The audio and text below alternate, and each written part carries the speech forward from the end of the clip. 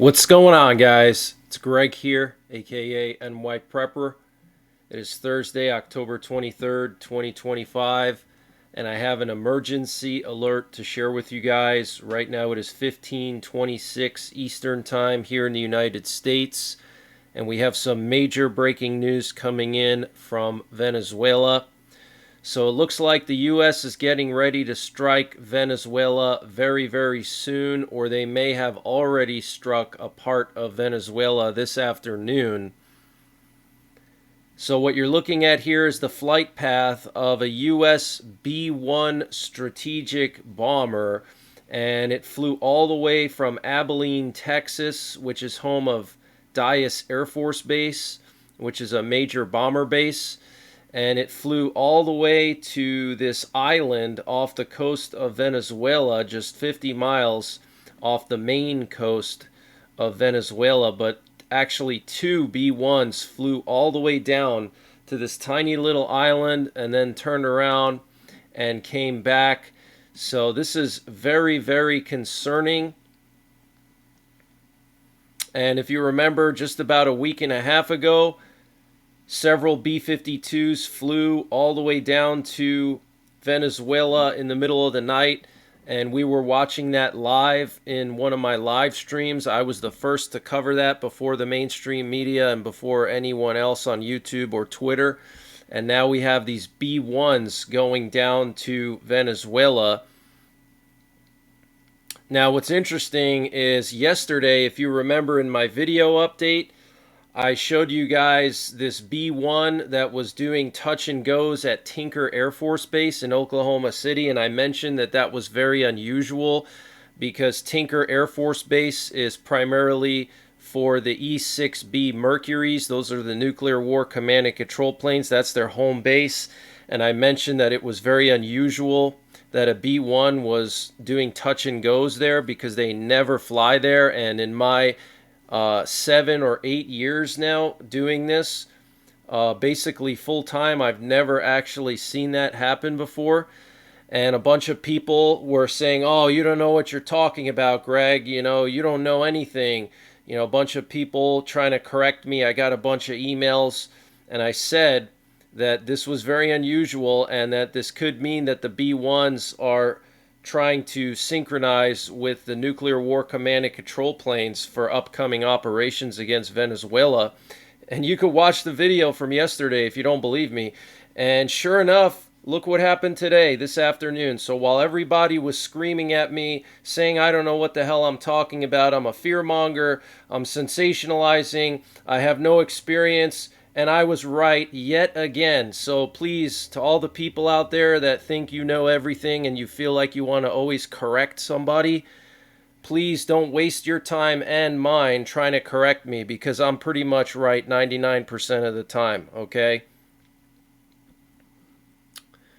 So this is very, very concerning. We also had a mass evacuation of VIPs from Caracas just in the last couple of hours. Here we have one of these VIP planes landing at the Margarita Island off the coast of Venezuela.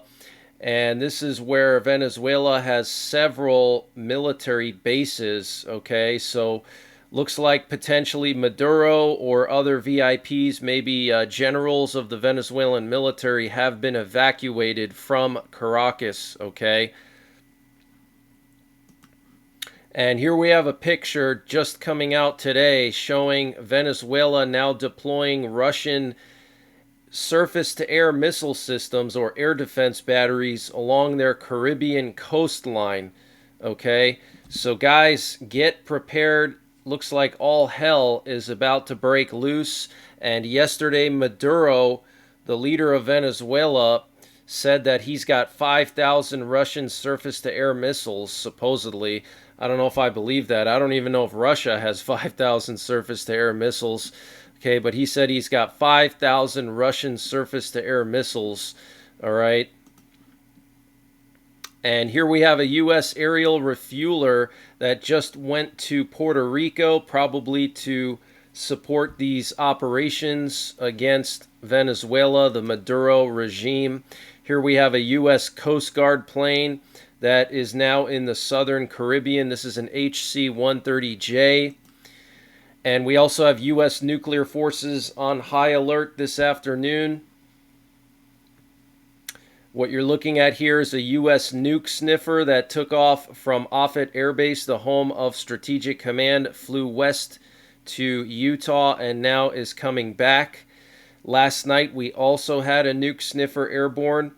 And here you can also see a U.S. Nuclear War Command and Control plane fly from Tinker Air Force Base to MacDill Air Force Base in the Tampa Bay area. This is a very unusual place for these E-6B Mercuries. They hardly ever land at MacDill Air Force Base. The E-6B Mercuries, their primary mission is to communicate with submerged nuclear-armed submarines, and they use 3 bases. They have Patuxent River on the East Coast. They have Tinker Air Force Base in Oklahoma, which is their main base, and then they have Travis Air Force Base in California near Sacramento and San Francisco area, and that's their West Coast base. For them to fly to MacDill is very unusual and suggests that they're going to be supporting operations against Maduro soon, okay?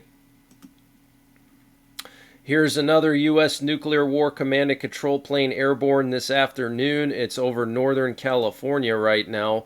And last night we had 2 presidential doomsday planes airborne at the same time, and one of them was flying with its tracker turned off, which is pretty insane, pretty unusual.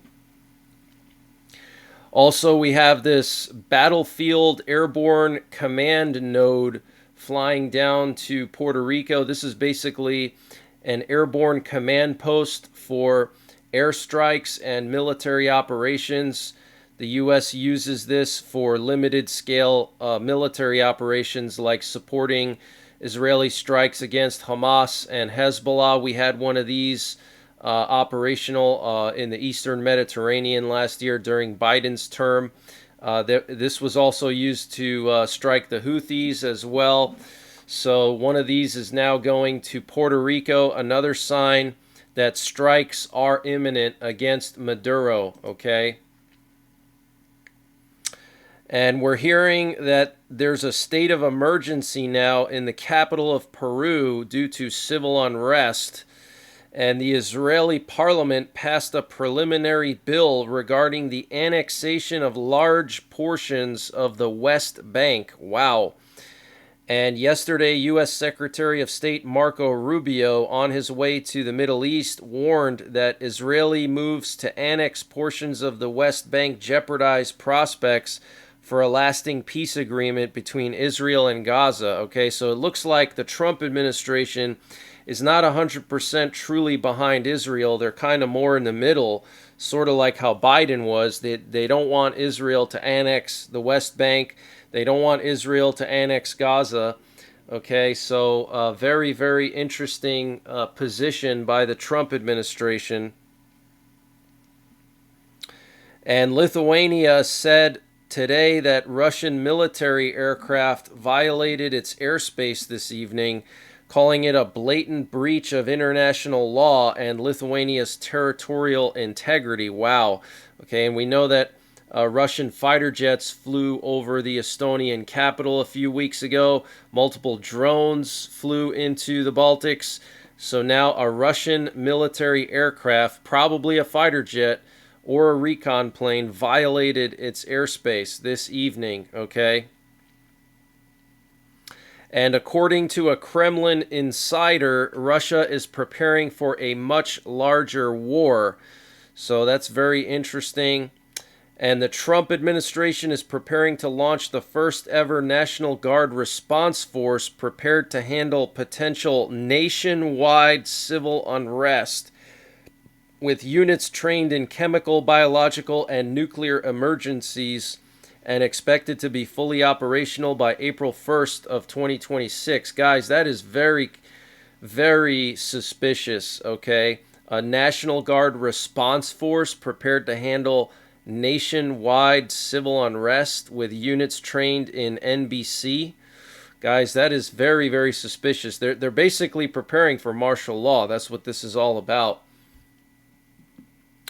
And in case you missed the big news yesterday, the Trump administration has now officially put major sanctions on Russia's primary oil companies, Rosneft and Lukoil.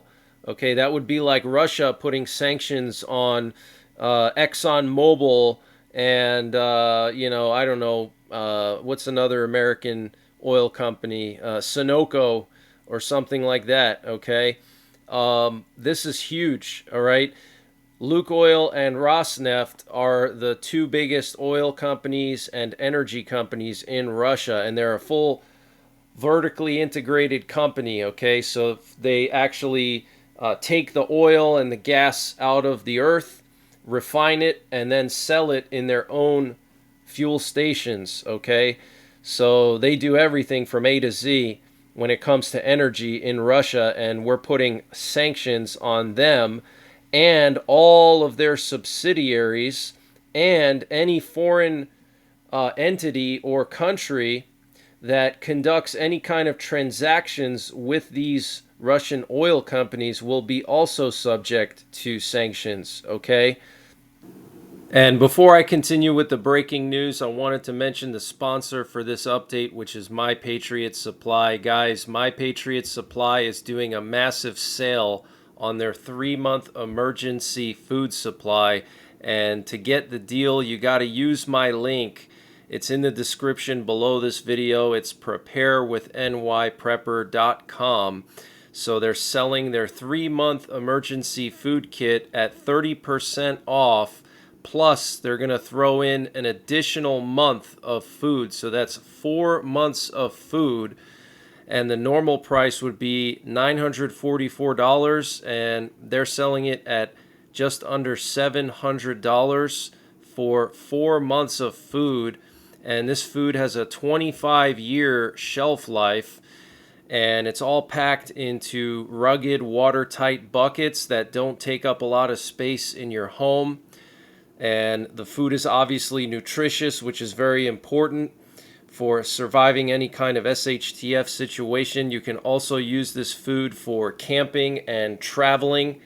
But use the link preparewithnyprepper.com to get a free month of emergency food with your 3-month emergency food kit from NYPrepper Supply, all at 30% off, just $700 for 4 months of food. So use the link preparewithnyprepper.com to get the deal, and the link is in the description below this video.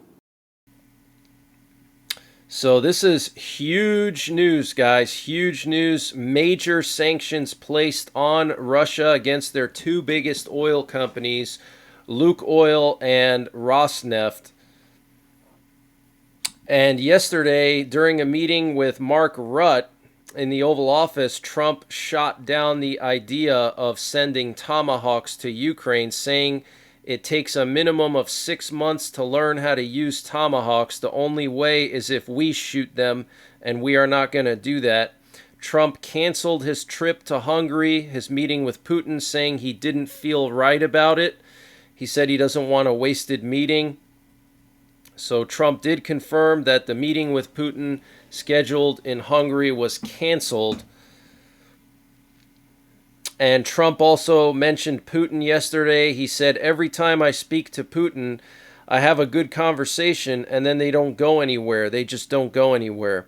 And Trump commented on the news from the Wall Street Journal, stating that Trump gave the green light to Ukraine and the Europeans to begin conducting deep strikes in Russia with European missiles like Scalp and Storm Shadows.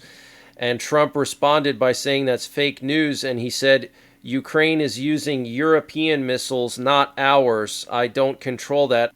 I control U.S. missiles, and they're not being used. That's what he said. So Trump refusing to admit that the U.S. is taking part in any of these long-range strikes against Russia. And the EU approved its 19th sanctions package against Russia, featuring a ban on Russian liquefied natural gas imports, the first of such measure. And the U.S. Secretary of Treasury Scott Bessent said Russian President Putin is not engaging in negotiations in an honest way. He said President Putin has not come to the table in an honest and forthright manner as we'd hoped. There were talks in Alaska. President Trump walked away when he realized that things were not moving forward. There have been behind-the-scenes talks, but I believe that the president is disappointed at where we are in these talks. Okay? And a fire broke out at a Hungarian oil refinery in Slovakia near the capital of Slovakia, Bratislava. Apparently, this oil refinery processes oil from Russia that comes in through the Druzhba pipeline. And we heard 2 days ago of mysterious fires and explosions in oil refineries in Romania and also in Hungary, Russian refineries. Luke Oil, very, very concerning. Looks like probably Ukrainian saboteurs, I would imagine. And the U.S. Secretary of War Pete Hegseth announced yesterday that 2 drug vessels were struck off the coast of Colombia. This would be the 9th U.S. strike on these drug vessels and the 2nd in the Pacific Ocean. And Trump yesterday threatened the Colombian president, Gustavo Petro. He said he's a thug. He's manufacturing a lot of drugs. They have cocaine factories. He'd better be careful or we'll take very serious measures against him and his country. Wow. And we know that the Colombian president was supposed to make a speech in the last couple minutes. And according to the head of the French military general staff, the French army must be ready for a potential conflict with Russia in 3 to 4 years. Okay, I think it's much sooner than 3 to 4 years. And Zelensky said yesterday there will be no territorial concessions to Russia. Okay, huge breaking news.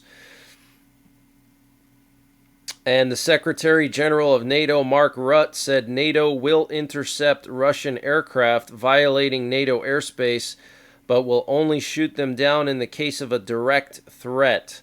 Interesting. And North Korea said it successfully tested a new cutting-edge weapons system involving hypersonic projectiles on Wednesday, launching 2 missiles from near Pyongyang that hit targets in the country's northeast. Okay, so North Korea successfully testing some kind of new hypersonic glide vehicle. And Trump backed off plans to send federal troops to San Francisco after phone calls from NVIDIA CEO and Salesforce CEO and others praising the city's progress. And soldiers set to leave the Army will have their enlistments extended 45 days due to the government shutdown. The Army says staffing shortages are preventing normal separation processing. So that's pretty interesting. And New York City Mayor Eric Adams will endorse Andrew Cuomo, former governor of New York, for the mayor of New York City to try to stop the momentum of the socialist radical Mamdani. And we have Tropical Storm Melissa, which is expected to turn into a major hurricane off the coast of Jamaica. This could be potentially catastrophic and historic for Jamaica. Look at this, guys. It's going to stall out right over Jamaica for several days, starting on Saturday all the way through Monday. It's going to move very slow right off the coast of Jamaica. So Jamaica could really have a catastrophic storm here. And here we have a U.S. Air Force Hurricane Hunters plane that flew through Tropical Storm Melissa this afternoon. We also have widespread frost and freeze advisories for the Midwest, the Ohio Valley, the Southern Appalachians, and also for the Mid-Atlantic coastal plain area. So if you live in any of these areas, make sure you unplug your garden hose, turn the water off. Make sure you bring any like water bottles and canteens that you have in your vehicle inside. If you leave them in your vehicle overnight, they could burst.